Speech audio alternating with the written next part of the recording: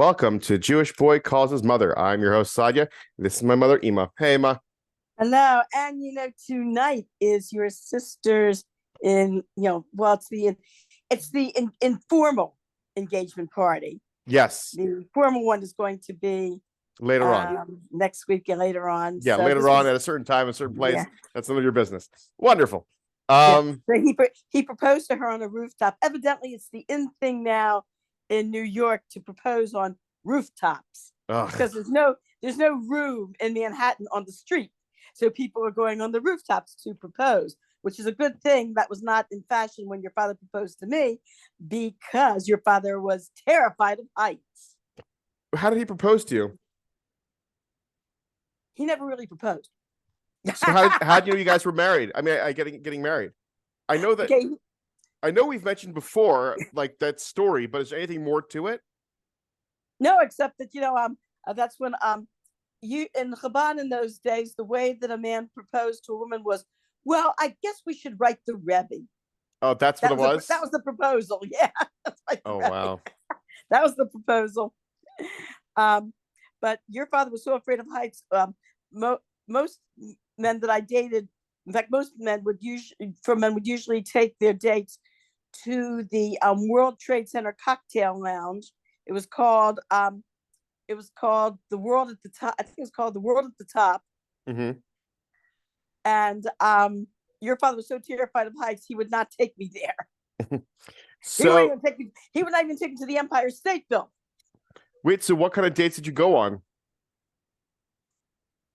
Let me see. Once we went to a shopping plaza, walked around the shopping plaza, and then stopped at the food court and got like a soda. Went to the park. Where else did we go? We just walked. Where did we go on our dates? I'm trying to think.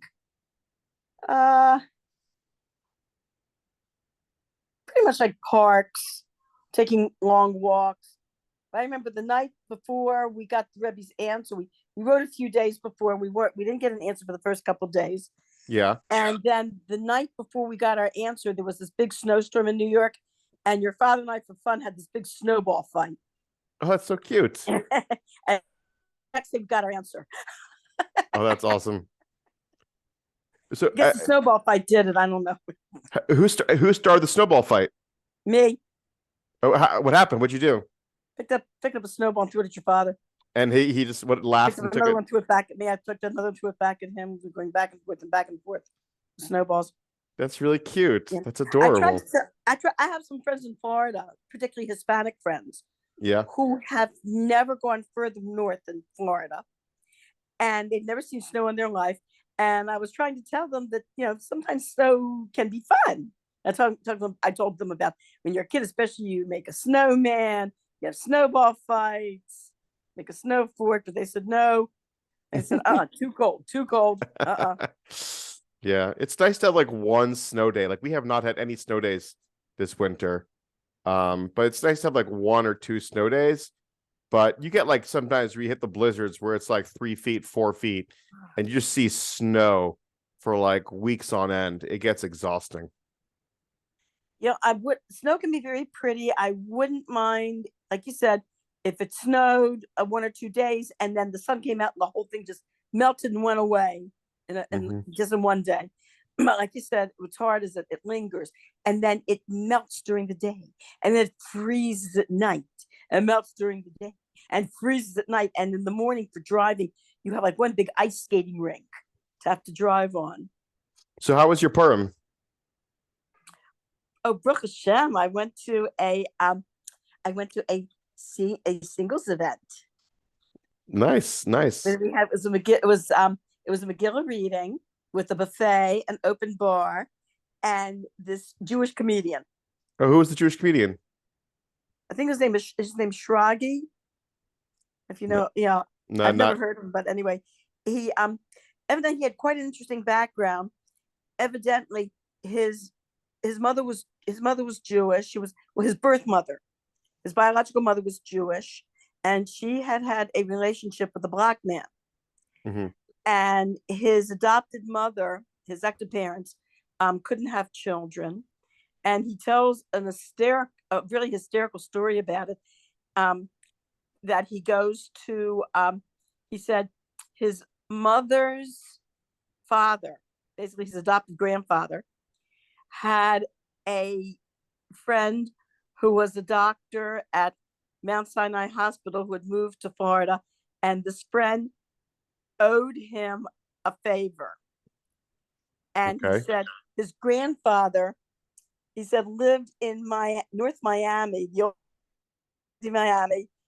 This is during, he said, I think he was born 19, he said he was born like 19, he was when he was born. So his father, um, the doctor calls him and says he's delivering this baby now, and that the birth mother is a very intelligent young single Jewish girl. In fact, she's an intern. She's in medical school, and she wants to have her baby adopted by an Orthodox Jewish family. And so he says, get to the hospital now. I'm about to go into the delivery room. So the adopted grandfather says, sure. And he's about to hang up. The doctor says, oh, wait a minute. He says, can you please bring me a chocolate babka? That's He says, awesome. only a Jewish doctor would say to another Jew, bring, while you're going here, please stop at the bakery, get me a chocolate babka. And doesn't prune Danishes. Yeah. Yeah. Oh my gosh. So the singles event, I guess. Did you meet anybody interesting? Anybody fun? I was mostly just circulating, drinking, eating, circulating. The comedian was really hysterical. Megillah, had Megillah reading. Just I don't know, just met a lot of very interesting people. I didn't put on a costume, but some of the women there, some of the people there had very, very interesting costumes. This one couple came, peanut butter and jelly Oh, that's sandwich. cute. Yeah, bread. You seen that with it's a pic. Their breads with one's peanut butter, one's jelly. And this one woman was in this exquisitely beautiful gold costume. She was dressed as an Egyptian princess. Oh, nice. Very, very pretty, and had like all the jewelry and the whole, like a Cecil B. DeMille movie. You see, Yeah. Well, it's funny because I was thinking about this earlier, but like I remember as a kid, and up until I'd say pretty recently, a lot of guys would dress up in drag. And yes. that's a thing. Like I dressed up in drag back in the day. I just and like I know so many other people, rabbis and whatnot, and like there's these laws now that are going out where like you're not allowed to dress up in drag or have these drag parties. Yeah, in like certain states. So no, you know what it is? No, because we have that in Florida. It's not, you're not allowed to dress up in drag. You're free to wear whatever you want. They don't want them having. There's a thing with the transgender people that they're starting to have these drag parades for children. Okay. And they are starting to they've done some very, let's put it this way, semi-lewd acts in front of these little preschoolers. And so there's a lot of states where they can dress up in drag, but they can't have these drag parades for children anymore. Interesting. They're basically trying to protect their children. So, but I remember there's one time one Purim you dressed up in drag. I think you were 10, 11 years old. And I pulled the car into the parking lot of the show and you came over. I didn't know it was you. Oh. And you spoke to me and you asked me some questions. I said, yeah, I don't know when are we leaving. That yes, and then you walked away. I thought to myself, that girl looks familiar. Who is she? I know her from somewhere. I did not recognize you. All I knew is that girl looks so familiar. Oh, there was one year where I did something a little over, how can I say? Over the top. Over the top, where Yehuda wanted to dress and drag for a Purim party they were having at school. So I went ahead, I actually put a bra on him and stuffed it. I didn't think anything was so wrong with it. Come on. He got into a lot of trouble with the Bayham there. And I said, I'm so sorry. So I didn't mean to get. I thought it was funny. I didn't think it was. They were going to take it that seriously. Whatever. It's just all in good fun. Like I think I saw some pictures today of like some girls in Crown Heights dressing up as guys like running around. And it's that's the whole kind of point of Purim is like Vinahapachu. It's about switching things up and changing things and changing different roles because everything was just totally mixed and everything was totally up on its head and everything was all over the place and crazy. And like that's what we do. That's why we dress up. And I heard also the idea about costumes and Purim is that the miracle was hidden. yes, that That too. she dressed up in costumes to show this was everything is being hit. What reality was being hidden at the time. Well, With God's help, God's help. God's presence was hidden, yes, and that's what we're showing about Purim. It was not a revealed miracle; it was a hidden miracle. that's what's kind of funny. Where like with Purim, you dress up. It's supposed to be joyful. It's supposed to be joyous. I remember as a kid wanting to dress up as like some kind of ghouls of some sort, and Tati telling me that like, this isn't Halloween, this is Purim, and Purim we don't dress up that way. I've seen some I've seen some Rebbeim have made comments about that, telling parents we're not confused, don't confuse us with Halloween. The costumes should try to be more like some type of like a Kedusha ticket type thing, whatever. Lighthearted. It's supposed to Yeah. be one thing I realize in the Jewish community is that like Purim is very much focused on dressing up like a clown. Clowns Yes. are very important, like very happy-go-lucky clowns. And it's something that like I think with Halloween is like the total opposite, where like they'll dress up like some kind of murderous clown. It's supposed to scare you. It's like we're not here to scare. Here's the thing: Halloween is about scaring and about getting, and in Purim it's about happiness and about giving. Yes. So that's like it's a total Yes. opposite of Halloween, and which is funny because it's in the fall, and then Halloween's in the fall, and then Purim is in the spring, which is another kind of opposite kind of situation. It's kind of I cool. never thought of that. It's a good idea. Yeah, that's an interesting idea. That's Yeah, a very interesting it's the idea. polar opposite. It's the polar opposite of Halloween. You know, you didn't celebrate Purim that much when you were younger, right? Well, we my parents. I was a kid. We went to the show. They had a special Purim program for children. I remember going there, and they would usually have like a puppet show. Like somebody would tell a story, then they would have a puppet show, and then they would pass out Humantaschen to everybody. And the biggest disappointment was when you thought you were getting a poppy seed Yeah. Humantaschen, and turned out to be prune. They Ugh. still make prune. They still make prune Humantaschen. Yes, they do. Ew. I don't know Yes. who the heck eats prune Humantaschen. No joke. I think Ruthie's father eats prune hamantaschen.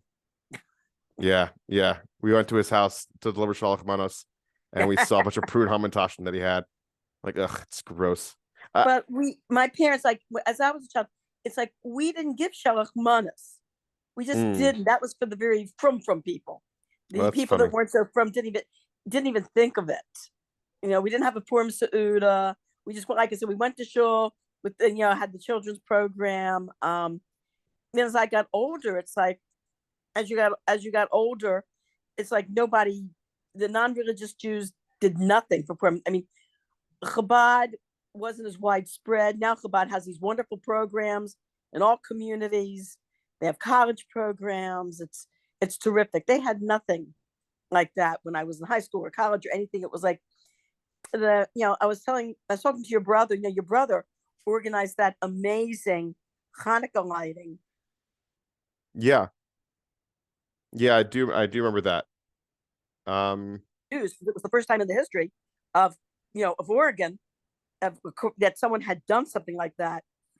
And I told Menachem when I was in college, it was really sad. I was this leftist, socialist, communist, self-hating Jew, and I said, had Chabad been there and done something like that, like a massive Hanukkah lighting, I said, wow. I said it would have made me feel so proud to be Jewish. it was so sad. It was right after the Holocaust, and Jews in general were on a very low ebb at that time. You had synagogues during the 50s that had been Orthodox and were moving out to the county and becoming conservative and reform. You had articles that were being written saying that Orthodox Judaism was dying off. Even some articles that said that Judaism was dying off. Um, it was just, and like I said, you had people like myself who, you had all this Jewish literature and movies that basically ridiculed ridiculed like the whole Jewish life, you might say. You had books like Goodbye Columbus and Portnoy's Complaint, which basically really ridiculed and put down the upper class non-religious suburban Jews, which that's what most Jews were at the time. And Mm. so the feeling of being Jewish was it was very depressing.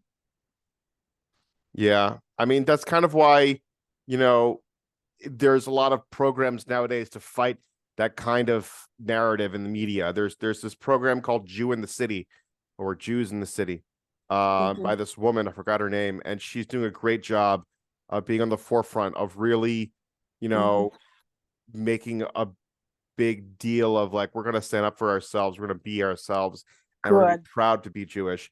And that's where like I get so About time. frustrated when I watch these movies, or sometimes I'd even waste my time like the unorthodox or these other Mm-hmm. anti-religious Jewish movies. Like, what's the point? What are you trying to do?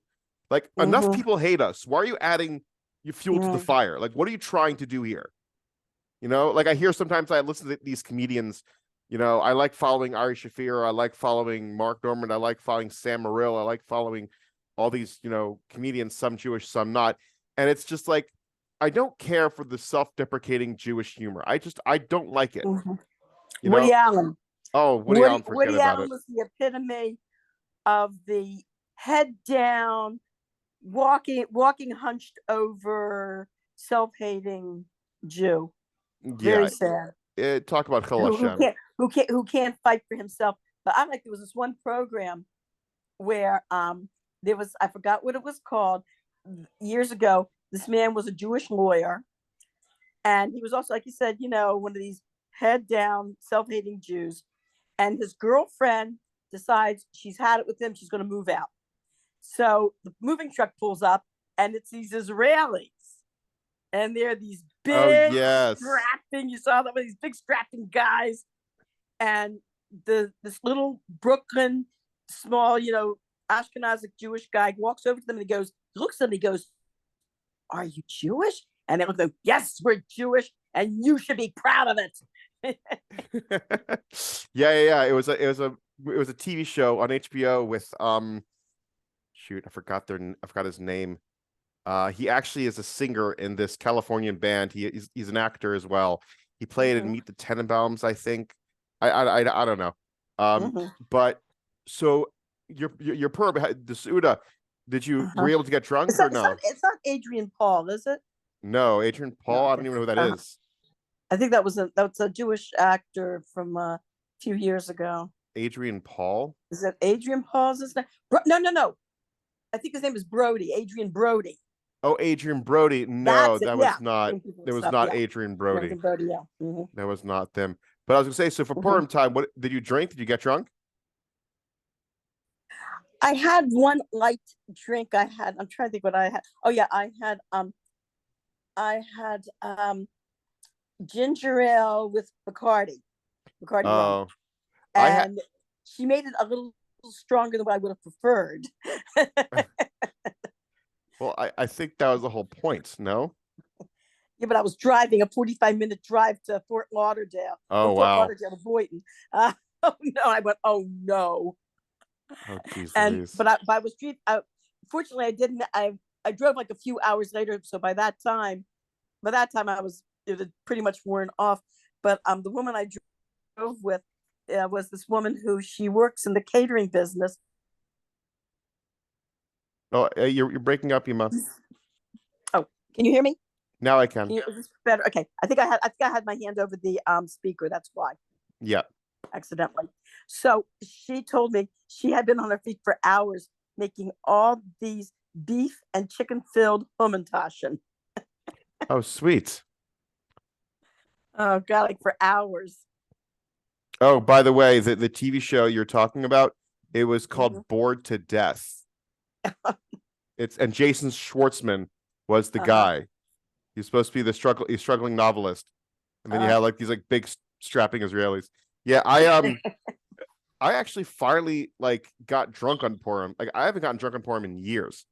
Um, mhm. but I went to Etty's. I brought a bottle of absinthe, so I had like 2 shots of absinthe, and then the rest was just Does our gold audience know rum. who Etsy is? Oh, my sister. Yes.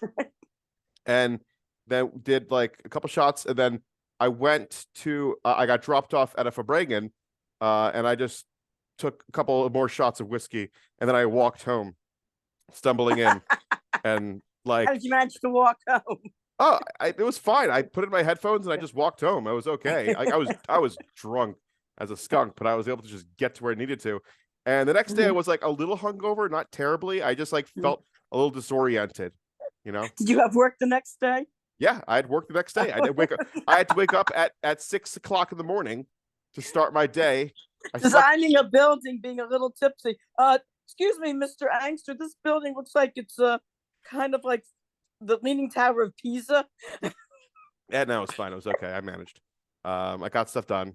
Things happened. It was good. Um, but yeah, it was really great because we we were very much like on time, on schedule, because we were driving from 9:30 in the morning till 4:30 in the afternoon, just delivering shalachmanos all over the place. Like we start off in Owings Mills, Mhm. then Randallstown, Ellicott City, Catonsville, and then the rest was Wow. just all in Pikesville, Oh, and that it is was good. fantastic. Yeah, yeah, it was, Did you give Shalachmanis what to Aunt Marlene yeah, yeah. and I forgot her son's name again. Michael, Michael. yeah, That's wonderful. yeah. Oh, that's fantastic. Yeah, it was really nice. It was really nice. They weren't home, but it was fine. I was able to just Uh-huh. at least deliver the shalach manos. That's good. Um, and I was just really happy for it. I just was like, I was looking forward to this Purim for a long time. In a sense, where Uh, like uh-huh. I look at like the Yom Tovim as a way of like my vacation, so to speak. You Hmm. know, it's like my time off, which that God willing next month we'll see you in Florida. This was a shame. So tell me what did you give for Shalachmanis? Oh, so it's pretty standard, like stuff that we did when we Mm-hmm. were kids. So like you have soda, you have chips, you have hamantaschen, and maybe two Mm-hmm. candies. But our Did theme, you what did you use? Use a decorative bag or plain bag? Like what it, kind of bag you we we use? we did a see-through bag because for some Mm-hmm. reason this year, all the places like that were selling Purim stuff, they all had the same like like a lot of various options, but like see-through bags. And we Mm-hmm. got the we I originally bought these nice bags, but they were too small. So I used them to wrap the hamantaschen in, and I was able to just go ahead and like put everything together. Um, but yeah, it was standard, but we brought also little magnifying glasses because we dressed up Ooh. as Where's Waldo and Carmen San Diego. Oh, that is cute. Yeah. That is cute. Yeah, this year I fulfilled my dream, you might say. I always dreamed of making like real nice shachmanis baskets. Except that, with all the expenses, I couldn't really go overboard too much. Well, this year I was really able to like, really do it the way I wanted to. I went to dollar store and it's so when Purim comes around the same time as Easter, it is wonderful, man. I mean, you buy these beautiful Easter baskets That's and awesome. plus these decorative um, cellophane bags, plastic bags that you put over them, making them look so nice. But see, in my neighborhood, a lot of my people are senior citizens, so I'm my neighbors. So, you know, I have to be health conscious. Yeah. So what I did was I had an idea. We have some non-religious Jewish neighbors, and I thought, you know what, maybe I'll do a Shabbos theme. So I put a challah, I put a little bottle of grape juice. I put, those little packages of olives that you put for lunches, little lunch packs of Yes. olives. I put lunch packs of olives. I put skinny pop popcorn Awesome. and an apple and an orange That's sweet. to make it like nice. And so anyway, I think I had though I did this ever since we moved into Florida. Like every after your father passed away was hi we there? Oh, after your father passed away was when I started doing giving shock when it's out on my own. And I didn't realize at the time, but one of the from neighbors who I gave shock months who told me that she said we moved down here to Florida like a number of years ago. People told us that nobody gives shock months here in Florida, and Really? she says, and then you started giving shock months out in the neighborhood, and it occurred to me and my husband, you know what? We should start giving shock. We should go back to giving shock months. So a lot of from people in my neighborhood this year, I noticed we're starting to, give shock months now. Yeah, it's funny you said that because I remember speaking to Ruthie about this, I think like last year, where I was like, I understood that the importance of Purim is about giving, but like the fun thing is when like you go on your drive for Shalach Manos, then you come back home and you see a bunch of Shalach Manos all over it by your door because people dropped off. And it's just like it started off where it was just like a few people last year did that. We had like one or two, but we gave out so much because like our cap right now is like 40 Shalach Manos. That's And terrific. Wow. and so like we gave out, and then we weren't even thinking about it. We come home and there's like a bunch of Shalach Manos in the door. Like it was awesome. I love it. It's just so much fun because it just shows like beautiful.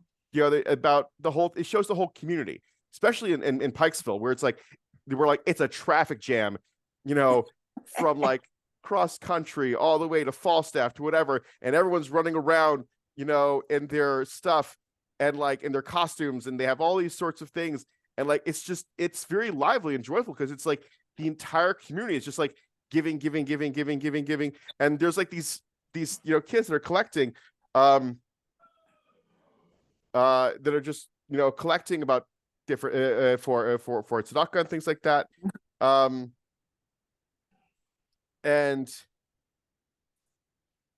but what was funny was we got this one Shalach Manos that was a plastic apple with a bunch of goodies in it. Oh, that's cute. Yeah, that's cute. But the weird thing is, why an apple on Purim? That sounds like Rosh Hashanah. So I look at it and I open it up, and someone must have went ahead and took their Rosh Hashanah gift from somebody and just had it there and just gave it to us because like the honey was all dried out and crystallized. The lollipop that was there was like very like chewy and like you could tell that it was old. They had like, and the thing is that there was no name on it, so clearly they were like a little bit embarrassed, but they kind of like pawned it off. So like I'm like, okay, all right, whatever, it is what it is. But it sounds like a nice idea to have a big plastic apple with with nosh inside it. That is cute. Yeah, that's a cute idea. Yeah, it's cute. You talk about recycled chocolate ones. One of my neighbors said something to me about what I used to do. I said I would get chocolate money, and if I forgot to give somebody, I would real quickly grab a container and grab different pieces of chocolate money, different snacks of chocolate money from different other packages that other people gave me, and make a new package and give it to that person. Honestly, this is why I spoke to Ruthie about this. I create contingencies. We had 40 people on the list, but we made like 45. Good idea. And like we wound up using them all because we would bump into one person or bump into another person or see this or see that, and then we'd be like, oh, okay, here you go, here's the Shalach Manos, and then sometimes like we had our list and we already used up all our contingency, and someone else like saw us and they're like, and I want to stop by and say hello and just drive away because I saw them and just recognize them, and they're like, oh, we have Shalach Manos for you. And then like I'm like, well, I can't give you because we have our list and like it's gotta Like, but whatever, it is what it is. It's like it's awkward, but like as a kid, I used to feel so awkward. But now Yeah. I'm like, whatever, that's life. Mhm. It just happens. Like you're gonna get used to it, you know? It's interesting about the Shachmanis list. No matter how much you make, there's always those people you see on the street like, oh yeah, I forgot to add that person or that person. But Hmm. but then again, Yes, I for know me, what you're talking about. I realized because what we did was we took our wedding list and then we just broke it down to anybody that was living in Baltimore that we like can give. But there's also like a limitation. Like sometimes people want to make fancy shachmanos, but you have to also think of the capabilities of what your pocket can hold and also what you can make because you might want to have all these fancy things, but that's going to take time. And you have to think of like the Mhm. way it's done and how orderly you can do it and how efficiently you That's can true. get it done. Oh yeah. Because One of the baskets, I bought like stuffing for the baskets to make it look nice, and I discovered um, that if I used the stuffing, I wasn't going to have room for the things I bought for Shachmanis because the baskets were smaller than what I thought they were. They thought they would hold. So I had to just, forget the whole idea of the stuff. Just throw the stuffings back into a bag and maybe use it for something else, whatever, and just use the baskets without the stuffing. yeah, we're developing like this box of Purim stuff where it's like all our old costumes and all like any of the old like strings or bags or anything else that we've used, just because we can build up a inventory. Mm-hmm. And Good idea. like it's because I remember as a kid, like it was a whole big to do because you had like 2 days before you had getting everything together and getting all the Mm-hmm. packages done and having the list, make sure you had your three friends and your rabbi, and like you go ahead and you give a list to Tati, and he has to organize. He has to figure out the whole thing because I use Google. I use Google Maps, and I can do this whole calculation on Google's Maps where I know where to go, Ah. so there won't be any Mm-hmm. issues. Like it's a straight shot. But like I remember that whole thing, and also remember like Tati just always getting in the van and just driving, and like some stayed here in case anybody had came, and we left some for contingency, like Uh-huh. home, and then we just Yeah. went to like cousin Janice, I think, and then uncle cousin Bobby. Yes. I think I Uh-huh. know we went to Aunt Helen. I think it's just like different people like all Yeah. over the place. Other place. Yeah. Mm-hmm. Yeah. Yeah. I was talking to oh, I forgot. I think I might have been talking to Aunt Dan, and we were talking. Who was I talking to? We were talking about how years ago, how families in general were all grandparents, aunts, uncles, cousins. Everybody was within like a certain 10, 15-minute mile, 15-minute radius or something, or maybe 30-minute radius. Yeah. Now it's like everyone you talk to, ev- families are all over the map now. They're in New York, they're in Florida, they're in Israel, they're just everywhere now. Yeah, but it's more easier more than ever to connect with them. That's Like so true. it's Oh, just so easy. uh-huh. Speaking of easy, uh, we only got maybe about 6 minutes left, but after that, um, I'll zoom you again. By the way, I'll send you another link to have another What? Zoom call. Why do you want to have two Zoom calls in one night? Well, what do you think? I'm trying to be discreet here, but never mind. Um, Uh, I want to see everybody that at the event that you're at. oh, you want to take the phone downstairs? Yeah, not yet. Oh, Afterwards, because this is on a public forum. I want to be done with the public forum, and then we'll go down. Uh, oh, okay, yeah, great. Okay, I have to get my long charger though because the phone's about to lose juice. So I put the phone on so I can take the phone downstairs to the engagement party. So you can say hi to Shtoni and everybody and yeah. wish her mazel tov and my baby's engaged. How does it make you feel, Ema? Your last kid. Baby. Your last kid, Ema. Mazinkala. The Mazinkala. The Mazinkala. Oh, but I want to give a shout out to somebody. There was a very nice lady I met on the plane coming up to New York from Florida. Who she was telling me I think her son's like 36 years old. He recently became a Baal Tshuva in Israel. Nice. And she was showing me his picture and the yeshiva where he's attending. And we had a very nice conversation. I told her about our podcast. So if you are listening, hello, and I'm happy to have you aboard. Yeah, sure. And Um, I really enjoyed my conversation with you and your company coming up from Florida. that's wonderful, Emma. Yeah, shout out to whoever you spoke to. That's awesome. Yes. Um, so coming to the end though, when was your first time, I guess fully celebrating Purim then? The first year I became from Yavna, which was it's an Orthodox. I don't know if they still have it now, but it was like NCSY type thing. Okay. That was what was for college. It was the Orthodox Jewish group that organized Jewish celebrations on campus, and they had a Megillah reading and Purim party at Hopkins University. So I attended there, and it was my first real Megillah reading and Purim party afterwards. And there were a lot of students like myself who were not religious, had never been to a Megillah reading before. And I remember when they followed the regular Ashkenazi custom where every time they say Haman's name, people make noise. The Chabad custom is different, where for those of you who are listening, in the Chabad custom, we do not make noise on Haman's name unless it's Haman followed by followed by an adjective, like Haman HaRasha or Haman HaHagagi or something like that. Yeah. So when they first read Haman's name, there was silence.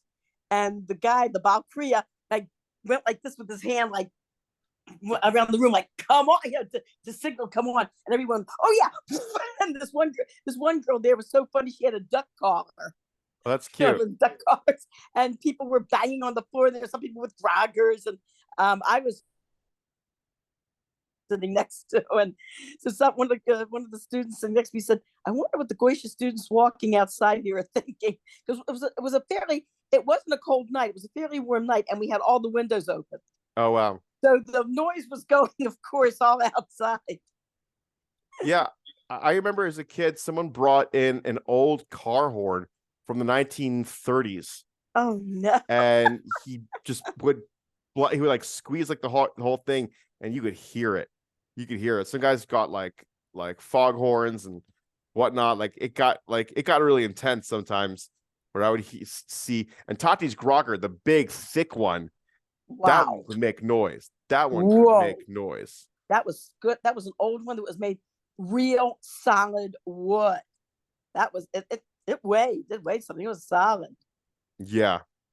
There was one time when I was teaching Hebrew school where the music teacher was teaching a song to the classes about Purim, and so I was carrying Tati's grogger with me to show it to my Hebrew school class.